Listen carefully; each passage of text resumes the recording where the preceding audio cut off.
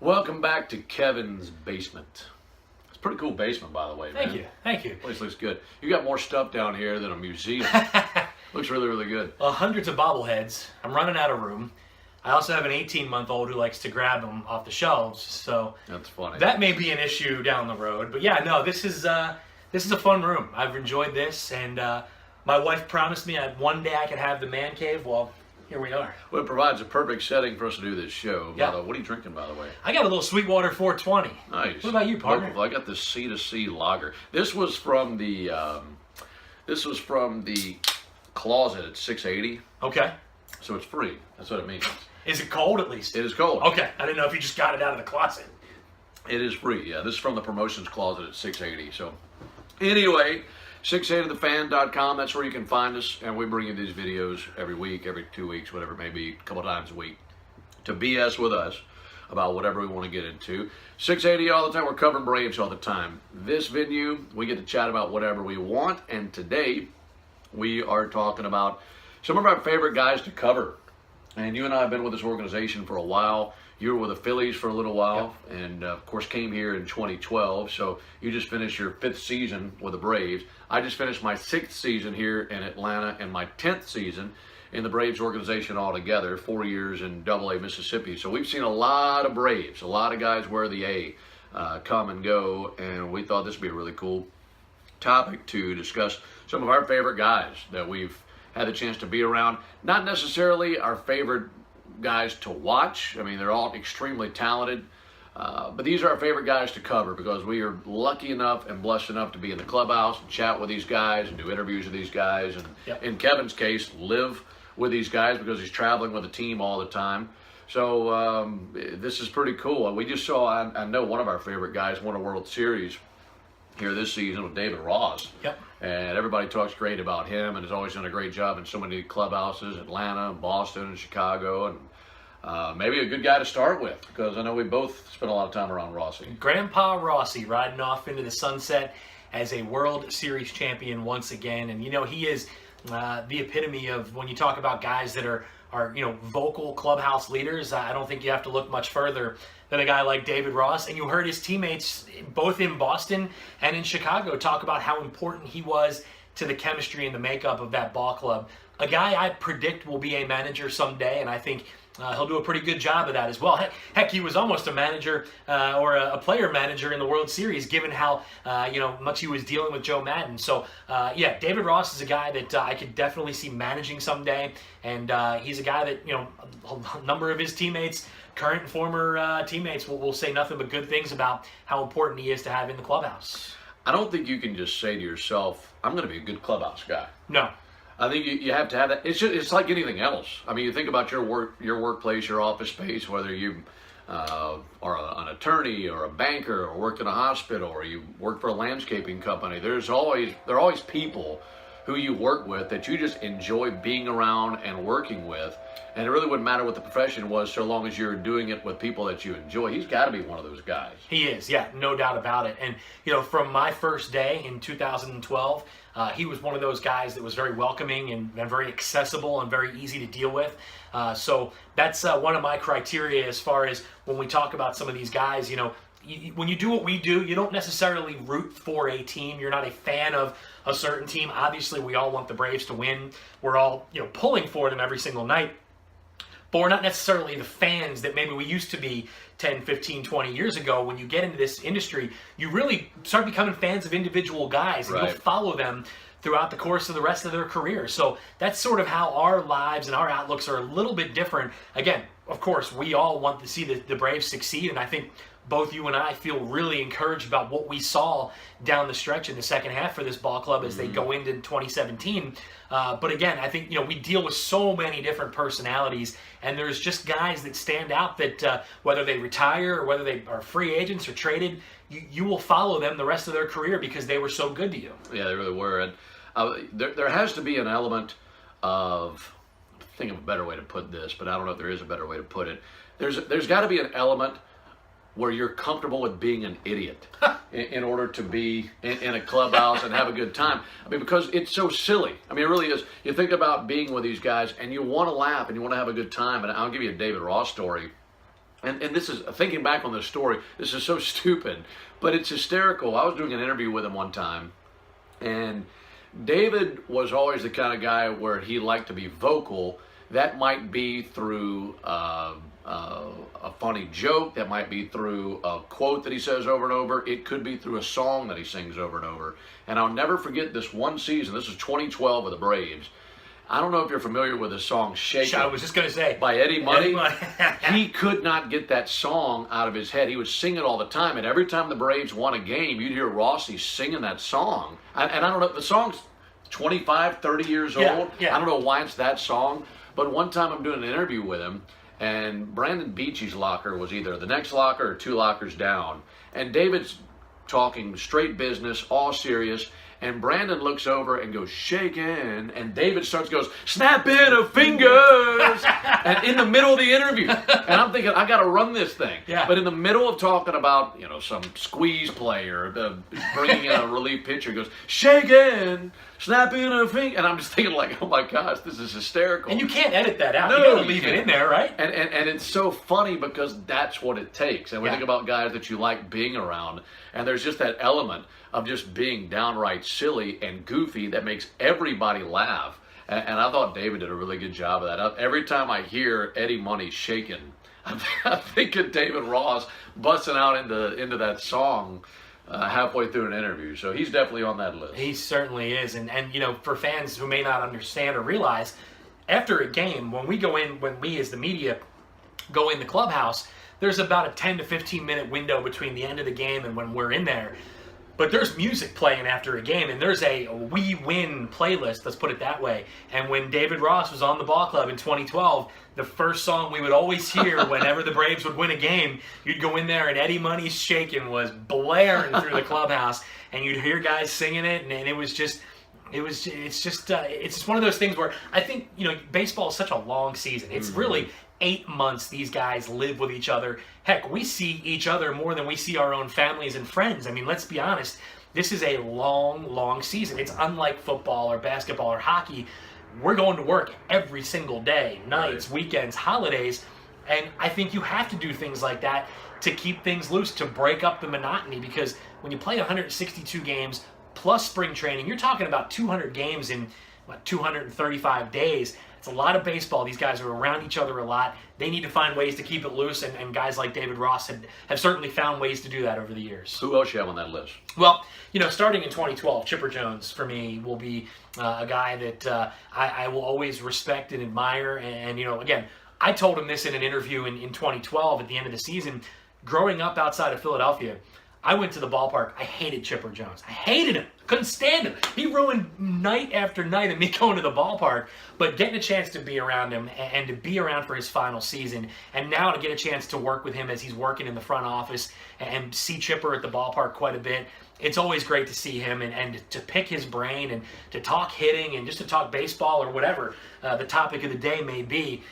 Chipper Jones, and again, for as accessible as he was, his final year, here's some new young kid running around who he doesn't know, but he never once told me no for an interview. He never once looked at me funny. He had newspapers and TV stations and CNN always asking him for interviews, but he always made time for me, and I will always respect him for that. My favorite thing about Chipper was he would always enlighten you on something that maybe you never thought of before.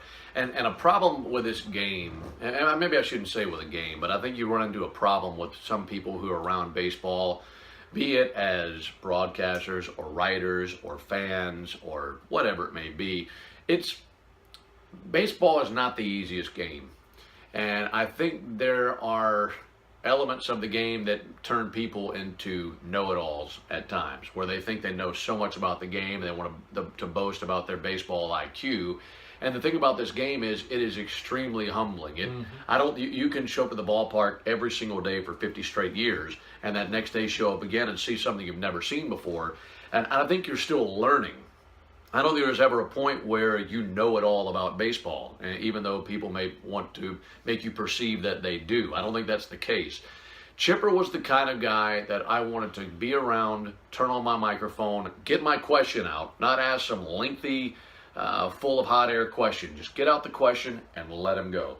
because I wanted to hear what he had to say. And he was always bringing up elements of the game that I had never thought of. He's always bringing elements of the game that strategy-wise that maybe you'd never thought of before. But once he said it, you're like, that's actually genius. That actually makes a lot of sense. I'll never forget one time, this was in 2011. It was the final year in Miami at the old ballpark. I know where you're going. And we're sitting on the bench. I was able to go out. Don was off that trip, and I was filling in, and I was calling the game with Jim. And the field was awful. They had played a Miami Hurricanes football game on a Saturday. They had played a Dolphins game on a Sunday. The teams were off on Monday, and then the Braves were in town Tuesday, Wednesday, Thursday. So when we got to the ballpark Tuesday, I took the early bus over there, and I'm sitting there on the bench in the dugout, and nobody else is around. Chip Carey came out, he sits down, and we're hanging out for a little while, and then Chipper Jones comes out. And Chip sits right in between Chip Carey and myself. And he's sitting there with his glasses on, and he's just kind of scoping out the field, looking over it and everything. And I'm looking at the infield, and I can't take my eyes off how bad a shape the infield is in. 2 football games, an off day, and then a baseball game. So the infield is completely chewed up. It looks like they had just aerated the field. That's how chewed up the field was. And, of course, Chipper's playing third base that night, and I looked over at Chipper, and I said, how bad is this field? How difficult is this field going to be to play on tonight? And he brings up something that I'd never even thought of. And he says, it's not the field that's that bad, it's the lights that I'm worried about. I'm thinking, the lights? Those are 200 feet up in the air. Why are you worried about the lights or whatever?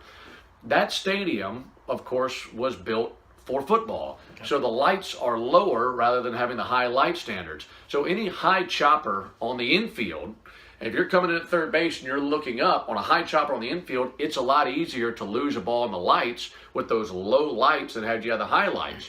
And he brings that point up, and I'm thinking to myself, I've never heard of that before. I would never even thought of that. Fast forward about 4 hours. We get into the game, and it's a September game. And this was a bad night for Braves fans. This is right in the midst of the collapse of 2011. And the Braves have, I don't know, 1 or 2 run lead going to the bottom of the 9th inning. Chipper's at third base. Craig Kimbrell comes in. And the leadoff man that inning, sure enough, beats one straight down into the ground, high hopper down the third base line. Chipper comes in, he loses the ball in the lights. Misplays the ball, couldn't see it. And I'm thinking to myself, this guy is an absolute genius for even thinking like that. We're all focused on the ground and all focused on the field of play and how chewed up it is, thinking that could cause a ball to have a bad hop or whatever it may be. And all along, he was worried about the level of the lights. And sure enough, I mean, he called it perfectly. Marlins hit a walk-off home run in the bottom of the 9th inning that night, beat the Braves. That continued the Braves' free fall. But all I could think about was having that conversation with Chipper Jones before the game. And that's just one example. Yeah. That is one of many examples of ways he would pull back the curtain on things that you'd never even thought of before. And really help you learn a lot more about the game and what goes through the minds of a player, because those guys, not only are they extremely talented, they're extremely intelligent and have baseball IQs through the roof. They have to in order to be good at the game. And Chipper always brought that element out. He still does. Mm-hmm. And you know, now that he's a fan, I'll put it, you know, he sees things that maybe we don't see watching a game. And you know, when he walks through the clubhouse or when you see him out at the ballpark, you get a chance to talk to him, and he'll mention something he saw in last night's game, or he'll talk about that night's pitcher, or heck, he's always grabbing a bat from the bat rack and going and hitting with the guys. That's one thing you'll always see when you see Chipper at the ballpark. You'll never see him just standing by himself, whether it's us in the media going to do an interview and sit down and talk with him, or whether he's just grabbing a guy and pulling him aside to talk hitting. This is a guy that's a baseball lifer, and don't be surprised if maybe someday you see him back in uniform. I'm not going to say as a manager, but what better hitting coach or what better guy to talk hitting with young players than a guy like Chipper? So give him a few more years. I know he's got another baby on the way, but don't be surprised if we see Chipper back in uniform at some point down the line. He'd be good at it. Yes, he would. He'd be able to do whatever he wanted to do. Anybody else come to your mind? Tim Hudson or anybody like that? Yeah, Tim Hudson, Chris Medlin, Evan Gaddis will be a story that I think we'll tell our kids about someday. A guy that came to spring training a few years ago, and not a lot of us knew a whole lot about him other than he was this big, strong guy that was hitting a lot of home runs in single and double A the year before. But I'll never forget when he got the news that he made the club. I think we were in Vieira at the time, getting ready to play the Washington Nationals back a few years ago. And Freddie Gonzalez told him, hey, guess what? You're coming north with us. You made the ball club. I had a chance to talk to Evan during spring training 2015, obviously as a member of the Houston Astros, and we were talking about his time in Atlanta. And I said, Freddie Gonzalez told me that a moment that he will never, ever forget was getting a chance to bring you in the office and tell you made the major league roster. And Evan looks at me and says, look at my arm. I'm getting goosebumps with you telling me this, because it was bringing everything back to him as well. So what a neat story that was to follow him. And heck, he's really doing well for himself in Houston. So a guy I exchange texts with every now and then, and certainly wish Evan Gaddis well. So that'll be a story that I think we'll be talking about for a long time to come. Yeah, he had a good time too. He'd be around Evan, and yes. Gosh, he remembered everybody's name and did a really good job with that. And never forgot where he came from. Yeah. I think that was the big thing for me with Evan Gaddis, is that he was just like one of us. He was one of the guys, but he was gifted with an amazing ability to play baseball. Yeah, it really was. Here's a guy that I never really got to cover because he was, his playing career was over by the time I was able to get here to Atlanta. But the Braves do a really good job of bringing in alumni down to spring training, up during the season, and autograph signings like that. But I really love what the Braves do at spring training, because they'll bring down 3 or 4 alumni every single week, and there'll be guest alumni, and there'll be guest instructors, and they'll be in uniform during the game. They'll exchange lineup cards at home plate, and we see Huddy, and we see Dale Murphy, and we see all sorts of guys, Tom Glavine, that have an opportunity to come down and hang out. But one guy that we don't see a whole lot of, but I really enjoy seeing him when we do, is Dave Justice. Yeah. And he came down to spring training 2 years ago. You want to talk about holding court? Oh my gosh. Dave Justice can talk, and if you didn't know that already. And he can talk about a lot of different things. And we talk about all sorts of things, and most of those things we wouldn't talk about on here. No. But even though we could, because this is and maybe we can someday. The stories we're not supposed to tell you. Don't tell anybody. Statute of limitations haven't worn off yet. Right, exactly. But Dave Justice started going through specific ABs, and he started taking us through the AB in 1995 when he hit the home run in the World Series. You want to talk about cool. I mean, he remembered it as if it happened 10 minutes ago. Yeah. He's going pitch by pitch by pitch, talking about the scenario, talking about what he was thinking when he's in the dugout, talking about what he was thinking when he was in the on-deck circle, talking about what he was thinking when he climbed into the batter's box, and went pitch by pitch by pitch.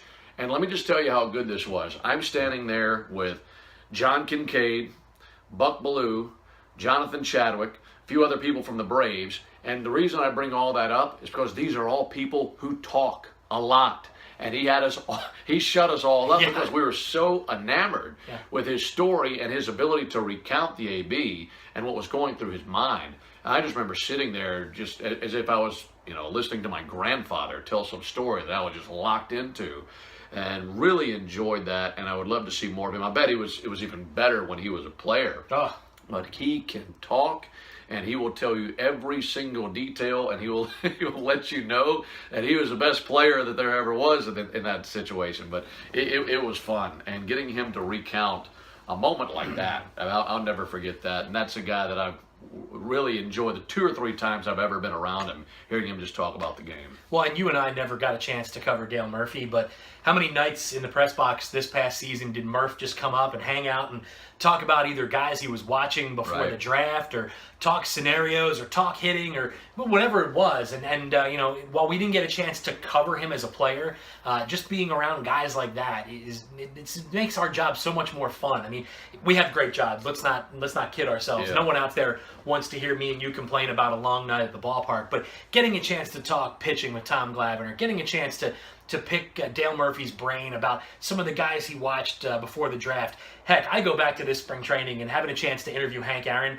I have no idea what I even asked him, because how do you start an interview with Hank Aaron? Right. I have no idea what I even asked the guy. I'll have to go back and listen to it. But, you get a chance to see these guys, and, you get starstruck at times. And there's some times where, you look around and say, wow, that's Hank Aaron. Wow, that's Dale Murphy. Guys you know so much about as a youngster, and now here they are. They're right here. They're accessible for you. So you're right. The Braves have always done a great job, whether it's spring training or whether it's throughout the course of a year, bringing guys back, having them around, having the alumni, where you can get up there, you can be front and center with them, and I think that's something that this organization does a phenomenal job of.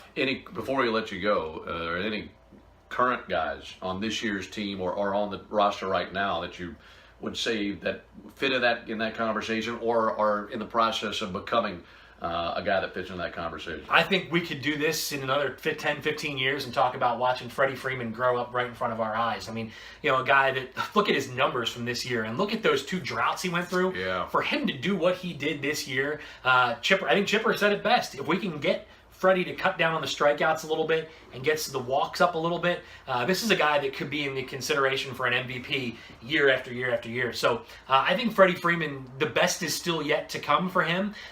So that would be a guy that I think we all know he's a special player, but I think that what he did this year, the steps that he took, he could really be a guy that we could look back on and say, man, remember that time? Remember when we had a chance to cover Freddie Freeman way back when? Mm-hmm. I think he's definitely on that list. I've enjoyed the times of chatting with Tyler Flowers. Yep. I like talking with any catcher. Those guys know everything. AJ for certain. I mean, they to me, by and large, have the best baseball IQs out there. I think those guys know so much. I mean, the whole game's in front of them. There's a good reason that a lot of managers are former catchers. And I think that Flo was great to talk to. Breaking down pitchers, he wants to do this, he wants to do that, 2-0 count, 3-1 count, 0-2 count, up a run, down a run, late in the ball game, whatever. He'll break down situations with us and give you an inside look at what these guys are thinking and what strategy is and how to approach attacking a certain lineup and breaking that all down. And if you ever get the opportunity, I don't care if he's a perennial all-star or a guy who's the last guy on the roster, if you ever have an opportunity to listen to an interview with a veteran catcher, I mean, do yourself a favor and tune in, because these guys usually bring something to the table and make you think about something that maybe you've never really thought about before. So I've always enjoyed chatting with the catchers and really covering those guys, because they will really give you an insight to the game that maybe you're not normally privy to. And we've had some good ones. We've had Brian McCann, we've had David Ross, as you mentioned, Tyler Flowers. AJ Przinsky, to me, a guy that I think probably gets a little bit of a bad reputation around the game. These last 2 years having him around, I have enjoyed the heck out of being around AJ Przinsky, a guy that, a straight shooter, he'll tell you exactly what's on his mind, but he did one heck of a job working with this young pitching staff. And how many guys made their debuts in the last 2 years that he had to work with? 1,000. And he kept them all under control. He went out there. He knew exactly how to handle them. So another guy that I think that, whether he played his final game or not, we'll see. But no matter what happens with AJ Przinsky, I will really look back fondly on our 2 years with him. Yeah, I agree. So that's our show for today, and thanks for joining us in Kevin's basement. And you can, it's a great basement, it really is. I mean, come on over. You know what we're going to do? We'll do a show at some point where we'll talk about some of our favorite memorabilia, because Kevin's got all sorts. I'm seeing Hank Aaron stuff and Mike Schmidt stuff. Yeah. All sorts of stuff around here. So maybe we'll do that some other time. But for the meantime, that's our show, and you can find us, of course, on 680 The Fan. All of these videos will be posted on 680thefan.com, and we invite you to stop by, click on a video or two, and we're just going to be talking about whatever, chatting about baseball. Let us know what you think. Tell us if we're good. Tell us if we're not good. Tell us what you want us to talk about. I mean, obviously you're not going to tell us we're not good, but tell him that. Yeah, you can tell me. I can handle it. Yeah. Ben is the professional. At Ingram Radio, at Kevin McAlpin. Reach out to us whenever. We've got the winter meetings coming up in a few weeks. We'll be talking about that. And of course, you can find us in a much more formal venue on 680 The Fan on Wednesdays, 2:30 to 3 for the clubhouse report. And that's, if you're not familiar with that show, we bring you interviews with players and front office personnel and coaches and talk about the latest with the Braves. And given the fact that it's the off season, we will be into everything from free agency to trades to Rule 5 to spring training coming up and all that stuff. So we will have you covered, and we are honored to have you joining in with us and paying attention to our coverage of the Braves. So till next time, that's Kevin. I'm Ben. We'll catch you next time on the couch with a cold one.